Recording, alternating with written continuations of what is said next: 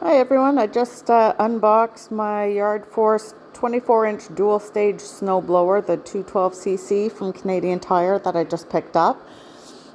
The instructions for putting it together, so far that I found, are absolutely horrid. So I'm going to try to show you what I'm doing. I don't know if it's right or not, but so far it's been working. So I unboxed it. I got everything taken out. I made sure that I had all of the parts, which are over there. The first thing I did, which I've already done, is I've attached on the first handle. So if you look just below the engine block, behind where the wheel goes, there were actually two bolts here and here that were already in the housing of the main unit. So I removed those bolts and put in the handle where they originally were. Next step is to put on the wheels. So you'll need to remove this pin and put the wheels on. I'm just gonna pause the video. Sorry, this is my first time doing this, so please bear with me. Okay, so I got the first wheel on. You'll notice one side has a short little stubby axle, and on the other side it has a longer one. So the longer one goes on the inside, and then on the outside you'll see these holes here. They line up with a hole in the actual axle that you're going to put the pin through. Okay, so both wheels are on. So you can see the pins are in, so the wheels won't come off on both sides here. Now it's very important that you put this handle on first before the wheels, because as you can see, it's very difficult to access those bolts with the wheels on. Okay, I'm gonna go try to figure out the manual to find out what the next step is. Okay, so this next part is extraordinarily confusing, and I think I might have figured it out. So install the panel and handle. So the panel is installed with handles already. All you need to do is fix the cables to the panel, connect the drive cable to the clutch lever, and the auger cable to the auger clutch lever. Okay, so from what I can tell on this photo, so that's the handle here, and this is the cable that's going to connect into it. So if you see over here, that's the handle. You've got your nut there, and this is where the cable is going to connect to. Now, if I go back to the machine, it doesn't say what cable is what. So this is how it came to me. So in order for the cables to reach the handle, I am assuming that I have to remove these to be able to come up, to come up to where the handle will be. And same with this one. That one comes down underneath and around. So I will figure this out and see which one goes where, and I will let you guys know. Okay, so I've read a little bit further in the instructions, and I figured out the cable that was wrapped around here is going to go and eventually clip in over on this side, and it's going to come up to the right hand side of your handle. So I'm actually going to skip ahead and attach my handle to my upper handle to my lower handle, so that way I'm not having to fight with wires while this thing is apart. With that being said, in your bag of nuts, bolts, and screws, you have bolts like this. You have a curved washer, which is going to fit over the curve of the handle.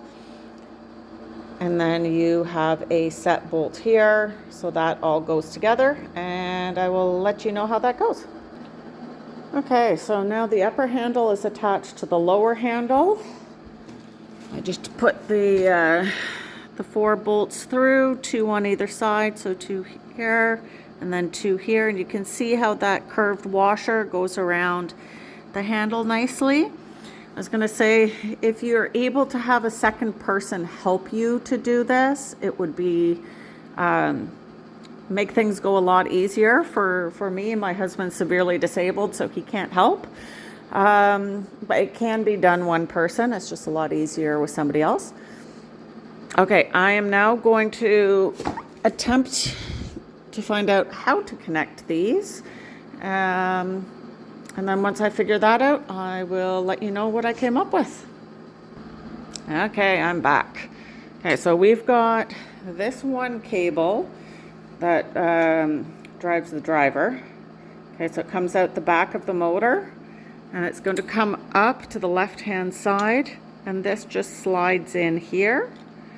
You'll notice that there is this piece to attach, and I figure it's going to go right here. This bolt has been left loose. So what I'm going to do is I'm going to attach it on where this bolt is. Okay, so I got the wires figured out. The one for the drive shaft comes up on the left, hooks into this neat little cable holder, comes up and is held in place by the top bolt. Now I've put the holder right against the handle with the washer and the bolt on the other side. That's because this wire holder is curved to go against the handle, and this washer is flat. In order to get this to line up, because I put this in first, this handle has to be raised. Okay, and then everything will line up properly. On the other side, again, I have it in the wire and the wire holder connected to the second bolt at the top, and then hooked into the handle here. Now, the last step that I've got to do for here is I need to attach this cable into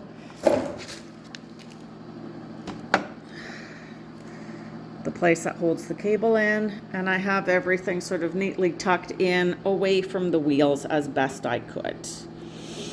Okay, now to go find out the next steps. Okay, next step is to assemble the speed shift rod. Okay, so on the back here, you will notice there's a cotter pin. We're going to remove this. Then you have your rod that should have been packed in beside the machine. Top end here has nothing on it. Bottom has a lot more stuff on it. This is going to go to the top end. You'll notice it is curved slightly. You're going to have it angled like this, so it goes towards the machine. Okay, now that's assembled. I've got this in place here. I've put the cotter pin back in. Down at the other end, I've removed the second cotter pin. I've placed it in this angled piece. I don't know what it's called. Fit it in and put the cotter pin back in place. And the next step is going to be attaching the grip handles to the handle ends. So I'll go and give that a try now. Okay, simplest part in all of this, just take the piece of plastic off, if my hands would work. Sorry, it's really cold in my garage, so hands are getting a little numb. And this here just screws right on. Easy peasy.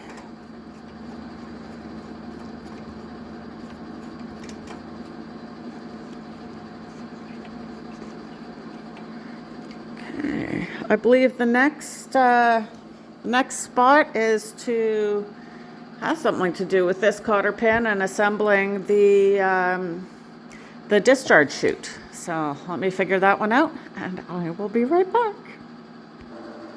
Okay, I'm back. Okay, so the chute assembly. So it says to take the bolts and the plate off of here, put the chute onto there and align something up here. Okay, from what I can figure out, here's our chute assembly.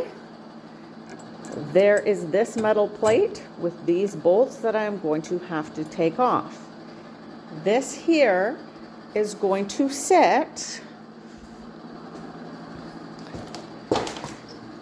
right in this ring, and they want those bolts to go in here and line up. I don't know if you can see the holes where the bolts are going to go through. Okay, so I'm going to assemble this. I'm sorry I can't hold the camera and assemble all on my own, so I'll put it together and let you know if I come up with any tips or tricks that will help this go together more easily. Okay, before I go any farther in assembling this, I don't know if yours will come the same way mine did. There is this cable running through the inside that you are going to have to take out. So, going to remove that as best I can. Can't do it one-handed. And then we will attach it all together. Okay, so I've got my chute seated on here. I got that wire removed, so it's seated nicely. It's still very loose, but the piece at the end of the bar just slides down nicely on the outside of this piece. I'm going to take this metal bracket. It only goes in one way. Okay, so you'll notice that it is beveled on one side. That goes away from where the bolts go in. And there's this notch to go right over that lip. Okay, so I'm just going to put those in with the bolts and tighten them up. Okay, there we go. It's all put together. Just to let you know, this one right in here is a very tight fit. But what I did was I just pulled this wire back a little bit, and I was able to get the bolt in just fine. Okay, next step is we have to insert the rotation bar, which is not very clear in terms of instructions. So there's two ends, the short end, the long end. Okay, so first what we're going to do, we're going to insert the short end in here. The long end is then going to go in this side, and then you're going to put in the specialized cotter pin right here. It's a little bit larger to go around that larger diameter piece. Okay, I'm about to do this. I'll be back in a moment. Okay, here we go. We've got it all. We had to push in with just a little bit of force to get it in there. And then over on this head end, line up the pinholes, put the cotter pin in, and Bob's your uncle. There you go. Okay, now on to the next step. Okay, we're back. Now the cable that was neatly tucked in through the middle of there, which I now have hanging down there, that is going to attach up right up here onto the back of the upper handle. First, we're going to pull the cotter pin. Then we are going to take this wire and attach it on here and put the cotter pin back in place. Let's see if I can do this one-handed. Hi, I did it. Next step is you have, my video will focus. You have two nuts. They are going to go on either side of this piece of metal right here. Unfortunately, that I can't do one-handed, so I'll be right back. Okay, so I've got my nuts in place, and before you tighten them, you've got to make sure that it is appropriately placed, not too far up one side, not too far up the other. And by doing that, you check the function here. So you get it sort of hand tight, check to make sure this will go all the way up, so that that faces down and all the way back so it faces up, and then you can go ahead and tighten these nuts. So there was one thing that was not in the instructions that I could see. And I'm assuming this part here connects to this part here. So I'm just going to go ahead and connect those and just reread my instructions to see maybe if I missed something. Okay, so to the best of my knowledge, this is now hooked up and should be operational. It's very important that before you operate it, that you put oil in and follow this notice. So there's no oil in there currently. You need to put oil in the oil reserve. It takes 5W30. And then you got to fill it with gas, and then you're good to go. I still have to go out and get oil because I didn't have any. So that starting this up will be another video for another time. But good luck, everybody. And I hope this helped a little bit. Anyway, good luck with yours. Bye.